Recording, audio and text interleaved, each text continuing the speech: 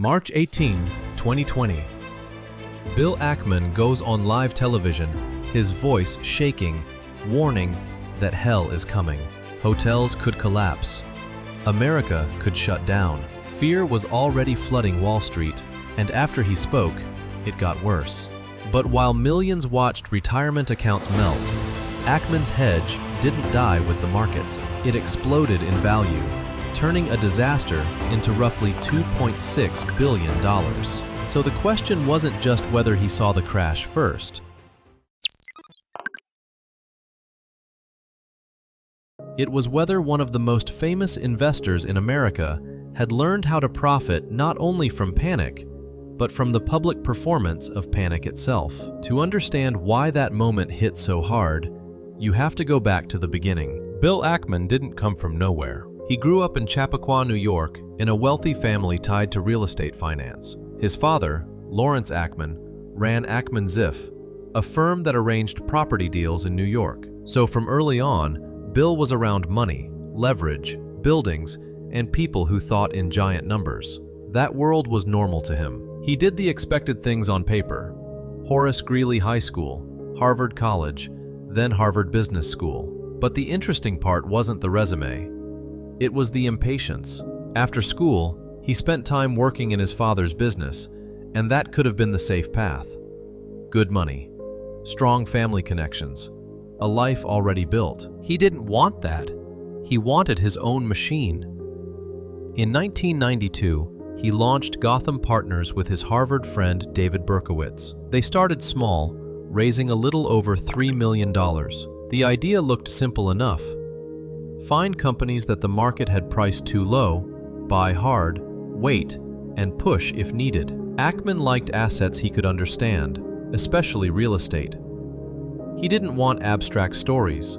He wanted things with land under them, rent coming in, and math he believed would hold. That approach worked early. Gotham built a record fast enough to attract more money, and success changed the temperature around Ackman. He wasn't just another young hedge fund guy trying to sound smart. He was becoming the young investor older, richer men started noticing. Few people realize how much that matters.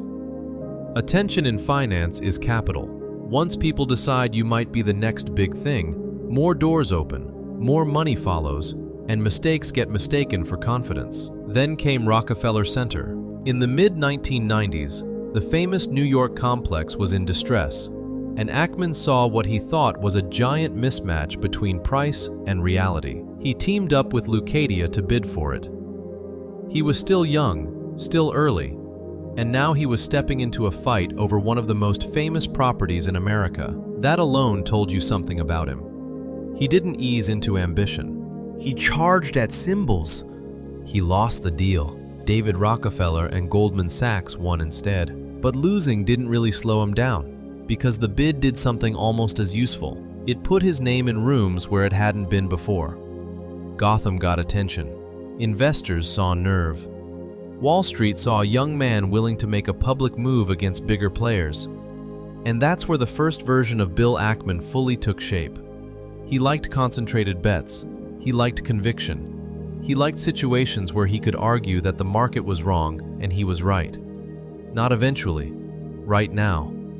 More than that, he liked the contest, the presentation, the campaign. The idea that money could be made not only by spotting value, but by forcing everyone else to see it too. That style can look a lot like genius when it works. Early on, it did. And when a person keeps getting rewarded for pushing harder, risk starts to feel less like danger and more like proof. That was the setup. Because the next lesson wouldn't come from a win. It would come from the first time his own certainty trapped him. The trap looked manageable at first. Gotham had piled into illiquid positions, especially golf course real estate through Gotham Golf. And Ackman believed time would fix the pricing. But hedge funds don't live on belief alone. Their investors can ask for their money back. That's the difference he was about to feel in the most painful way. Warren Buffett could sit on a great idea for years because Berkshire Hathaway wasn't built like a hedge fund. Ackman didn't have that luxury. His capital could leave every quarter, and when performance slipped, That's exactly what investors started to do. So now the problem wasn't just whether the assets were cheap. The problem was whether Gotham could survive long enough for anyone else to care. That pressure changes how a person thinks. Positions you once called long-term suddenly become threats. Buyers know you're squeezed. Partners get nervous. Lawyers start appearing. Ackman kept trying to defend the portfolio, but the fund was tightening around him. Money was leaving. The assets were hard to sell cleanly, and his confidence, the thing that had carried him forward, was no longer enough to control the clock. In that mess, he reached for a creative deal. Gotham owned a large stake in Hallwood Realty Partners, and Ackman believed Hallwood was worth much more than the market price. Dumping those shares fast would hurt everyone, so he sold them to Carl Icahn at a premium. On paper, it looked like relief, but Ackman also inserted a clause that said if Icahn made more than a set return on the shares, Gotham would get part of the upside. That detail mattered later. Icahn moved fast. After buying the stake, he pushed for control and ended up making a huge profit when Hallwood was sold. Ackman expected his share under the agreement. Icahn refused. So the young manager, already fighting for survival, turned and sued one of the most feared men on Wall Street. Think about the mood there. Gotham was unraveling. Ackman's first big fund was sliding toward humiliation. And in the middle of it, he picked a legal fight with Carl Icahn over a contract most people would have assumed was too dangerous to enforce. But Ackman did enforce it. He won. Years later, Icahn was ordered to pay him what the agreement required, plus interest and fees. The money helped. The memory mattered more. By then, Gotham was finished. The fund shut down after years of trouble, litigation, and investor withdrawals. For Ackman, it was brutal, publicly brutal. He'd gone from one of the bright young names in finance to a cautionary tale about concentration, stubbornness, and liquidity risk. A great idea, he learned, can still die if the structure holding it together is weak. That lesson stuck because it was expensive. Don't get trapped in assets you can't move. Don't depend on patience you don't control. And maybe most of all, don't let anyone corner you again. Out of that wreckage, Ackman didn't retreat. He rebuilt. In 2004, he launched Pershing Square with a different setup, more focused on liquid public companies where he could enter, exit, and pressure management without getting buried inside the trade. Same hunger, same nerve, but now there was scar tissue. And scar tissue can make a fighter more careful, or far more dangerous. Pershing Square was Ackman's second shot, but it wasn't Gotham with a new name. He changed the field. Instead of getting stuck in messy, hard-to-sell assets, he went after large public companies where a stake could turn into pressure, and pressure could turn into change. He launched the fund in 2004 with about $54 million, and the mission was sharper now. Buy into a business that had drifted off course, make the case in public or private, and force a fix before time ran out. That made Pershing different from a quiet value fund. Ackman wasn't just trying to spot mistakes. He wanted to intervene. He wanted board seats, strategic moves, breakups, spin-offs, new management, whatever he thought would unlock value. He studied businesses the way an operator would, but he fought like a campaign manager. Few people realized that this was the real product. Not stock picking by itself. Momentum around an argument. One early example came with Wendy's. Pershing built a stake in 2005 and pushed the company to separate Tim Hortons, the fast-growing coffee and donut chain it owned. Ackman argued the market wasn't giving Wendy's full credit for what Tim Hortons was worth inside the larger company, so he pushed. Wendy's agreed to the spin-off. The stock rose. The pattern worked exactly the way he wanted it to. Find the hidden value, make the case, corner management, win. He found versions of that setup again and again in restaurants and retail. Ackman liked businesses ordinary people could understand. Food chains, stores, real estate-heavy companies with steady cash flow and assets you could point to. He wasn't chasing mysterious tech stories. He wanted companies where the problem looked fixable and where a strong campaign could move investors, boards, and executives at the same time. Then came Canadian Pacific, and this was the battle that turned him from aggressive investor into a genuine force. By 2011, Pershing had become the railroad's biggest shareholder. Ackman argued the company was badly run compared with its peers, and he didn't come in asking for minor tweaks. He wanted leadership replaced. He wanted a full reset. Most of all, he wanted Hunter Harrison, the railroad executive he believed could transform the company. The proxy fight became a national story in Canada because Canadian Pacific wasn't just another stock.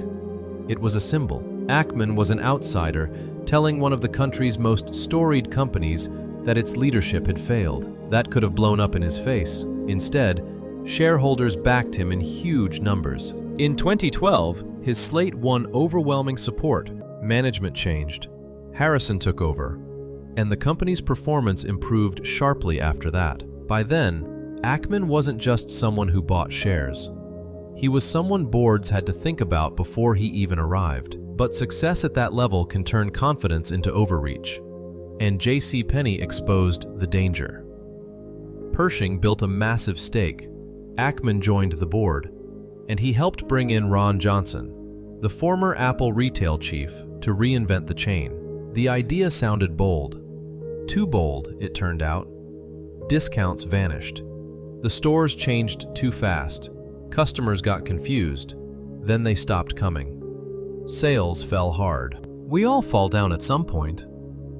The question is, will you get back up? The company unraveled. Ackman didn't just lose money there. He helped drive the strategy that caused the damage. That's the part that mattered.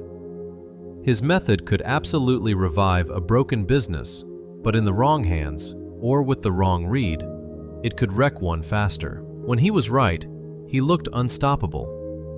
When he was wrong, the fallout came fast and in public. He needed a comeback, something huge, something clean. Instead, he found Herbalife, and the trade that followed would stop being a campaign and turn into a war. In December 2012, Ackman stepped in front of investors and unloaded one of the biggest public short attacks Wall Street had seen in years. Pershing Square had built roughly a $1 billion bet against Herbalife, the nutrition company whose shakes and supplements were sold through multi-level marketing. Ackman didn't frame it like a cold trade. He framed it like an exposure. He argued Herbalife was a pyramid scheme, and he said the people getting hurt were often low-income distributors pulled in by the promise of easy money. That framing changed everything. If he'd just said the stock was overvalued, this would have been another hedge fund fight. But he wrapped the trade in morality. He presented long slide decks. He went on television. He pushed the story into the press. He backed efforts that pressured regulators to look closer. The bet now had two engines: the market and public outrage. If both moved in the same direction, Herbalife wouldn't just fall, it could break. At first, it looked like the play might work. The stock dropped after his presentation, and Ackman seemed to be doing what he always did best: building a narrative strong enough to move the people who moved price. But then, another fact of Wall Street showed up. Public conviction doesn't scare everyone away. Sometimes, it invites a counterattack. Dan Loeb came in first. He took the other side, buying shares and arguing Ackman had overreached. That alone hurt, because Loeb wasn't just any investor. He was another prominent hedge fund operator, another public name, and his involvement told the market this wasn't settled truth, it was a fight. Then Carl Icahn arrived, and the story changed shape completely. For Icahn, Herbalife wasn't only about the company. It was about Ackman. The old Hollywood wound had never really disappeared, and now he had a chance to hurt him in full public view. Icahn built a stake in Herbalife and defended the company on television. Suddenly, this wasn't an argument over a business model. It was personal history detonating inside a stock chart. Their CNBC clash became instant financial theater. Icahn mocked him. Ackman snapped back. They talked over each other like two men who had stopped pretending this was professional. People watched not because they cared about nutrition shakes, but because billionaire hostility had become entertainment. And under the noise, Herbalife kept trading.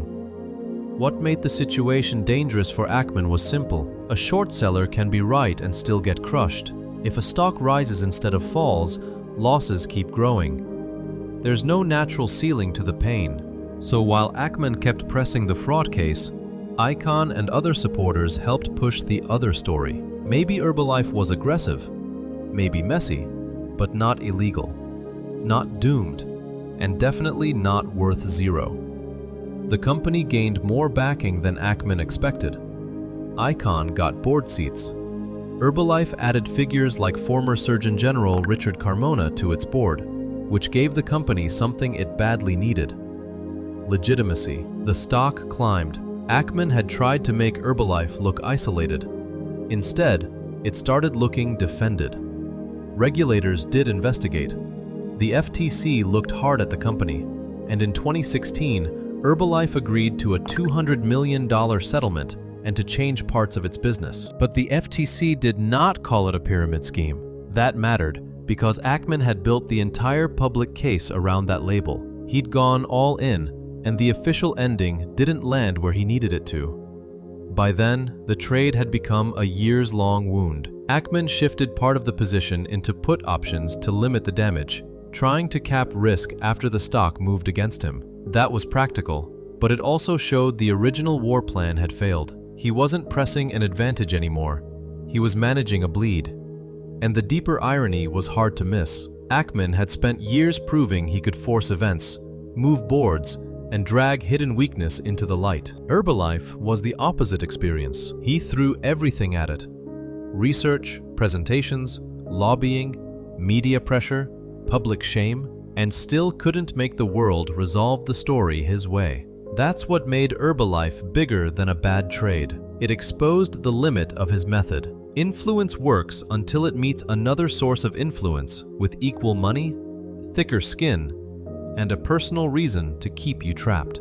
Icahn didn't need to prove Ackman was wrong in every detail. He just needed to stop him from winning. And while that feud kept dragging across years, another position inside Pershing Square was quietly becoming even more dangerous. Herbalife bruised Ackman. The next one nearly broke him. While Herbalife kept draining time, attention, and money, Ackman had another giant position sitting at the center of Pershing Square. This one was not a short. It was supposed to be one of his smartest long bets. The company was Valeant Pharmaceuticals, and Ackman didn't treat it like a trade he might flip. He treated it like a future empire. Valeant had a story investors loved for a while. It bought drug companies, cut costs hard, avoided the huge research budgets that burdened traditional pharma, and promised a cleaner path to growth. Ackman saw discipline in that model. He saw a machine. He even joined the board in 2016 as the pressure was building, which tells you how deeply he believed. He wasn't standing outside with a memo this time. He was inside the room. Then the whole thing started coming apart. Critics had already been circling Valeant over aggressive drug price increases. That was bad enough. Then came deeper questions about its relationship with Philidor, a specialty pharmacy tied closely to Valeant's distribution system. Once those details hit the public, confidence cracked. Politicians got involved. Journalists kept digging. Congress called. The Senate Special Committee on Aging put Valeant executives and Ackman himself under the lights. That setting mattered. Ackman had spent years attacking weak companies from a place of distance, telling the world management had failed somewhere else. Now, he was defending one. And not some sleepy retailer or railroad. A drug company accused of jacking up prices and playing games through a pharmacy network. It was a brutal place to be, because every instinct that made him strong, conviction, loyalty to the thesis, refusal to blink, kept him in the position longer while the floor kept giving way. By the time he finally sold in 2017, Pershing had lost about $4 billion on Valeant. That number was so large, it almost stopped sounding real.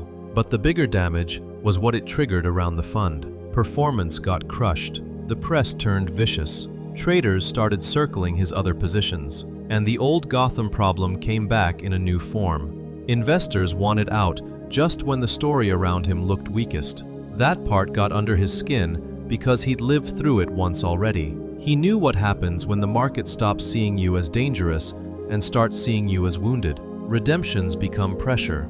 Pressure becomes narrative. Narrative becomes even more pressure. The world starts testing whether you're still standing. Ackman survived, but he changed. He tightened the portfolio. He focused harder on structure. He leaned into the idea that if catastrophe showed up again, he wanted protection in place before everyone else saw the smoke. That shift is the bridge to 2002. As news about coronavirus spread in early 22, Ackman didn't short a single company and wait. He bought credit protection, a hedge meant to pay off if fear ripped through corporate debt markets. Pershing Square disclosed the hedge on March 3rd. The cost was about $27 million. It was insurance. At least that's how he framed it, against a world falling apart fast. Then he went on CNBC. On March 18th, with markets already breaking down, Ackman urged a national shutdown. He warned hotel stocks could go to zero. He said America could end as we know it. And then came the line people remember, "Hell is coming." He sounded rattled, almost desperate, and that was part of why the segment hit so hard. This wasn't a cool operator smiling through volatility. This was one of the best-known investors in America, looking straight into the camera like he'd seen something everyone else still underestimated. Markets kept falling. The hedge surged. In less than a month, that protection generated roughly $2.6 billion. Ackman later argued the criticism was absurd, that he was trying to wake up the government and save lives, and that he had already realized about half the gains before the interview aired. That context matters. So does another fact. He used the profits to buy more of the companies he already owned at bargain prices after the panic. Maybe he simply saw the danger sooner. Maybe he used television the way he always had, as leverage. But once you've watched the full arc of his career, the pattern gets hard to ignore. Bill Ackman doesn't just place bets. He enters the storm early, speaks loudly while everyone else is still figuring out what they're seeing, and makes sure his position is ready before the rest of the room starts to run. So what is Bill Ackman actually selling? On the surface, the answer seems obvious. He sells investment ideas. He finds companies or situations he believes the market has priced wrong. Then he bets hard.